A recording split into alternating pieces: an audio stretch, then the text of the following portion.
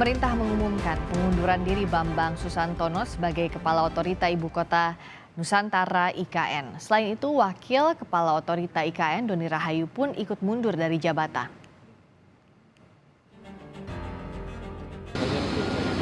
Menteri Sekretaris Negara Pratikno mengungkap Presiden Joko Widodo telah menerima surat pengunduran diri Kepala Otorita IKN dan Wakil Kepala Otorita IKN.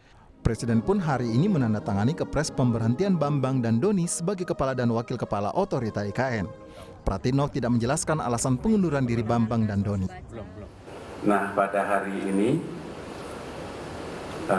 telah terbit keputusan Presiden tentang pemberhentian dengan hormat Bapak Bambang Susantono sebagai Kepala Otorita IKN dan juga Bapak Doni Rahayu sebagai Wakil Kepala Otorita IKN, disertai ucapan terima kasih atas pengabdian beliau-beliau.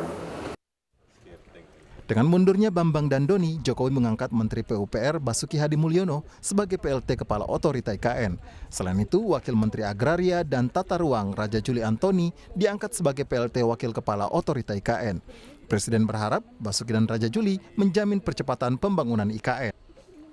Mengangkat Menteri PUPR Pak Basuki sebagai PLT Kepala Otorita IKN dan juga mengangkat Wakil Menteri ATR, Wakil Kepala BPN sebagai Wakil Otorita IKN.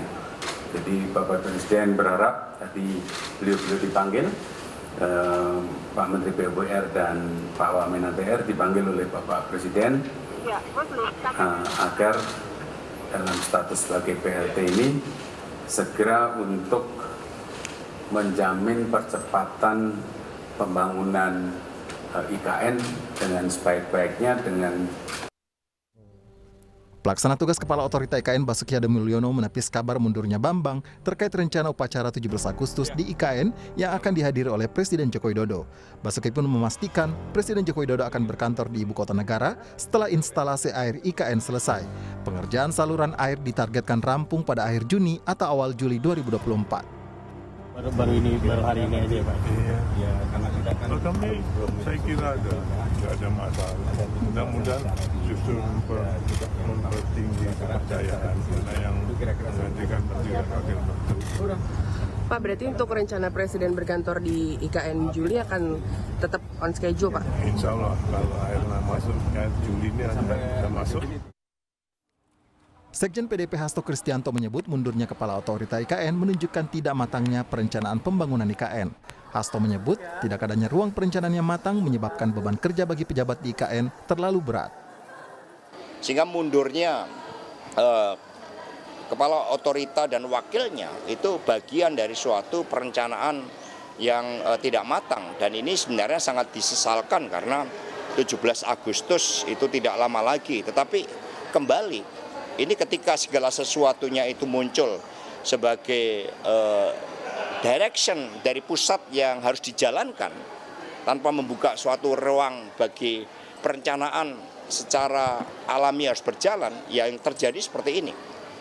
Sehingga ini akibat suatu perencanaan yang tidak matang, yang terburu-buru, sehingga menciptakan beban kerja yang begitu besar yang membuat yang bersangkutan mundur. Presiden Joko Widodo masih mencari kandidat definitif untuk memimpin otorita IKN. Jokowi berencana menggelar upacara Hari Kemerdekaan 17 Agustus nanti di IKN.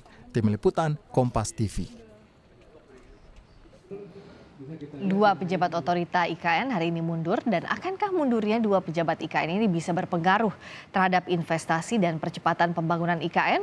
Kita bahas bersama anggota Komisi 2 DPR fraksi PAN Guspardi Gaus dan pakar kebijakan publik Trubus Rahardiansyah.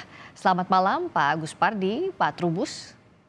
Selamat malam, Assalamualaikum warahmatullahi wabarakatuh. Waalaikumsalam warahmatullahi wabarakatuh. Saya ke Pak Guspardi, kalau PAN melihatnya apa iya seperti PDIP yang tadi bilang kritiknya targetnya terlalu berat untuk IKN ini dan bahkan perencanaannya tidak matang? Ya, saya memang beberapa hari yang lewat ditelepon oleh berbagai mass media menanyakan tentang kebenaran daripada Pak Bambang serta Pak Tony mundur dari jabatannya. Tapi ketika itu dibilang, oh, pada hari ini bahwa informasi itu benar adanya. Tentu saya dikagetkan dan merasa prihatin terhadap mundurnya dua tokoh dalam rangka proses pembangunan IKN ini. Tentu kita yakin dan percaya bahwa sistem di pemerintahan dan pembangunan kan sudah ada mekanismenya. Oleh karena itu, saya berharap dengan mundurnya dua tokoh ini tidak akan berpengaruh terhadap proses pembangunan terhadap IKN ini.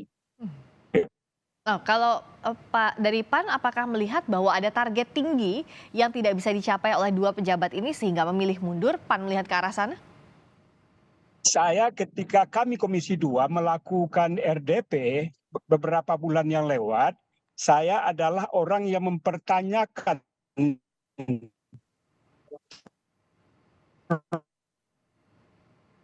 progress report dari sendiri sebagai diberikan oleh Pak Bambang itu ketika beliau memimpin RDP dengan Komisi 2 memang banyak capaian-capaian yang menurut hemat saya sulit untuk bisa target itu sesuai dengan target yang diharapkan. Lalu saya mempertanyakan ketika itu persoalan keinginan untuk melaksanakan hari proklamasi, menurut hemat saya ketika itu saya ungkapkan hari proklamasi itu kapan saja bisa dilaksanakan, di mana saja bisa dilaksanakan, tidak tergantung kepada proses daripada pembangunan.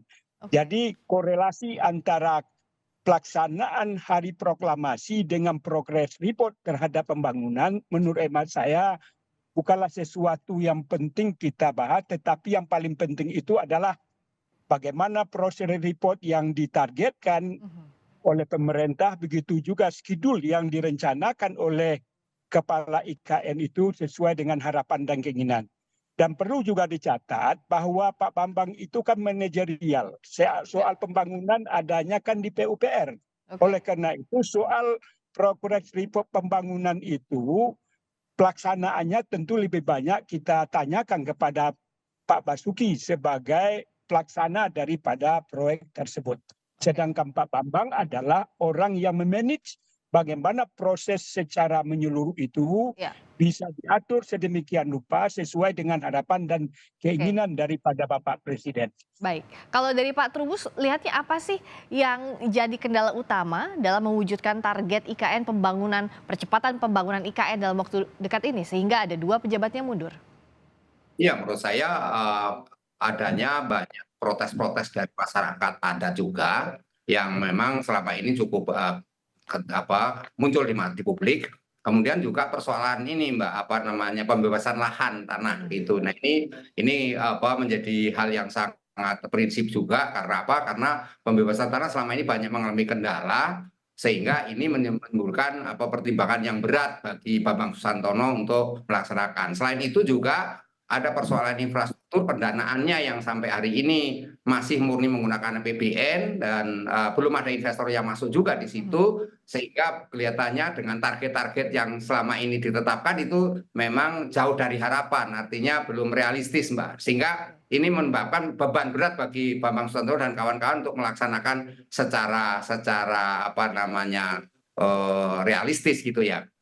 Yang selain itu saya melihat Bambang Susantono menghadapi situasi yang berat, tekanan-tekanan dari Kementerian PUPR karena selama ini kan meskipun dia sebagai pelaksana manajer di lapangan toh di dalam konteks ini adalah IKN itu sifatnya otonom sehingga dia harus bisa mampu mengembangkan secara cepat, tetapi karena situasinya yang diburu-buru kemudian juga karena targetnya banyak yang muluk-muluk juga sehingga yang terjadi adalah bagi Bambang Susantono mau tidak mau dihadapkan oleh situasi yang tidak ada pilihan kecuali mengundurkan diri gitu Mbak. Jadi ini memang yang sangat realistis dan logis dalam pengertian bahwa apapun yang terjadi, siapapun yang memegang kondisi ini akan berat Mbak, apalagi target adanya 17 Agustus harus Ya. apa namanya istilahnya proklamasi di sana lah, kira-kira seperti itu, Mbak. Ya, ini kan 1 hari bahkan diumumkannya sebelum Pak Presiden Jokowi hari ini sudah ada di IKN, tapi harusnya besok sudah mulai groundbreaking dan sebagainya. Kalau Pak Gus Pardi lihat dengan ditunjuknya Pak Bas backgroundnya infrastruktur PUPR, lalu Mas Raja Juli itu soal agraria tata ruang, apakah memang bisa dianggap menyelesaikan permasalahan infrastruktur dan juga pembebasan lahan yang sampai saat ini masih jadi kendala, Pak Gus? Memang sebagaimana kita dapatkan informasi dari berbagai mass media, persoalan tanah adalah sesuatu yang luar biasa yang disampaikan oleh Pak Bambang ketika itu. Pembebasan tanah adalah sesuatu yang bukanlah sesuatu yang sederhana. Dan ketika itu saya juga bagian orang yang mempertanyakan tentang progress report apakah bisa sesuai dengan target.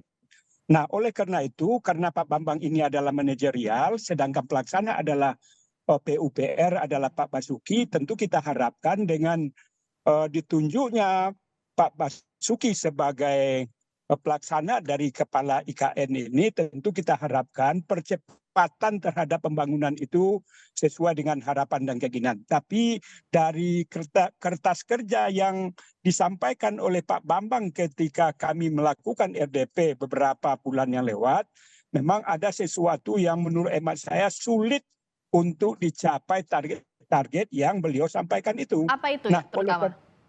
Ya banyak hal capaian itu baru ada yang 42%, 50%, sedangkan target yang ingin diselesaikan itu dalam jangka waktu 2-3 bulan itu adalah sesuatu yang sulit menurut hemat saya untuk direalisasikan. Oleh karena itu dengan ditunjuknya Pak Bambang, Pak Basuki sebagai PLT daripada kepala ini, tentu beliau bisa melakukan progress report terhadap percepatan pembangunan ini bisa dilakukan. Tetapi ini adalah sesuatu yang tidaklah sederhana.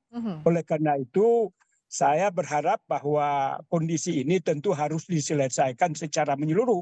Ibarat memasak bika itu di atas ditekan oleh pemerintah, dalam hal ini oleh presiden, di bawah banyak persoalan-persoalan yang harus diselesaikan oleh kepala IKN ini. Dua mata rantai inilah yang perlu diselesaikan, karena bagaimanapun dua hal ini tentu adalah sesuatu yang menjadi kendala untuk melakukan percepatan itu.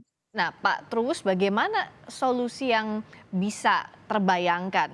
Satu, menjaga trust investor, yang berikutnya adalah percepatan pembangunan. Iya, menurut saya ini harus mencari sosok pengganti Bambang Susantono, ya paling tidak orang yang punya kapasitas untuk mendatangkan investor. Nah, selama ini setidaknya orang yang ya setara lah dengan Bambang Susantono. Tetapi kita percaya bahwa orang Indonesia itu banyak yang meskipun kita belum punya pengalaman membangun IKN itu, tetapi orang Indonesia yang punya kapasitas kemampuan untuk membangun IKN saya rasa ada. Hanya memang ini harus dilakukan satu pemilihan yang betul-betul tepat. Dalam arti presiden tidak hanya sekedar menunjuk kepada seorang menteri ini, tapi ini saya pesimis dengan kondisi yang ada. Karena apa? Karena waktu kepemimpinan Pak Presiden Jokowi ini hanya tinggal beberapa bulan lagi, Mbak. Jadi kalau target-target ini selama ini anggaran yang terpakai sudah 75 triliun ya, tetapi yang kita lihat semua infrastrukturnya belum jauh dari harapan. Yang ada ya cuman ini apa adanya gitu, dengan kualitas. Saya khawatirnya kualitasnya malah di bawah SNI nantinya lah, itu yang khawatir juga, Mbak. Jadi ini harus juga dilihat secara utuh bagaimana kemudian pemerintah tidak semerta-merta mengatakan bahwa dengan ditunjuknya Raja Juli Antoni persoalan tanah akan selesai juga. Saya rasa juga ini satu hal yang mission impossible juga, Mbak, menurut saya itu. Nah, seberapa bisa pemerintah mengatasi tantangan ini, percepatan pembangunan dan juga kepercayaan investor di sisa beberapa bulan pemerintahan Presiden Joko Widodo untuk mengebut IKN? Terima kasih Pak Gus Pardi Gaus, anggota Komisi 2 DPR fraksi PAN. Terima kasih Pak Trubus Rahardiansyah, pakar kebijakan publik. Selamat malam.